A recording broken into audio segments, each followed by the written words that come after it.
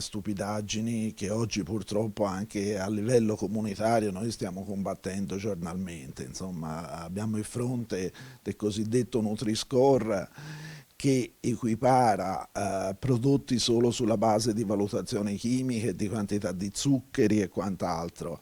Ed è tutto però evidente che non sono paragonabili, perché quello che fa la differenza sono le quantità e il buonsenso. Anche Coldiretti Vicenza si oppone all'iniziativa dell'Irlanda di apporre sulle bottiglie di vino scritte salutiste contro il consumo di alcol, che assunto in grande quantità provoca malattie degenerative del fegato. Un progetto di legge irlandese proposto all'Unione Europea simile alle etichette apposte sui pacchetti di sigarette, che avrebbe già ottenuto il silenzio assenso di Bruxelles e che ora attende la decisione dell'Organizzazione Mondiale del Commercio.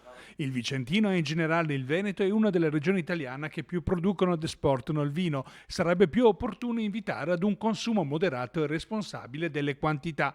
L'iniziativa irlandese potrebbe rappresentare un precedente commerciale pericoloso. E sono figlie di strategie ben più profonde e ben più radicate rispetto al semplice fatto. Oggi è del tutto evidente che andare, come è successo in Irlanda o come sta tentando di partire l'Irlanda, con delle etichettature sul vino, nuoce gravemente alla salute, pari delle sigarette, insomma, noi lo vediamo invece piuttosto, come posso dire, una strategia terroristica, insomma, per penalizzare per esempio l'Italia, i prodotti italiani, i vini italiani a fronte dei loro prodotti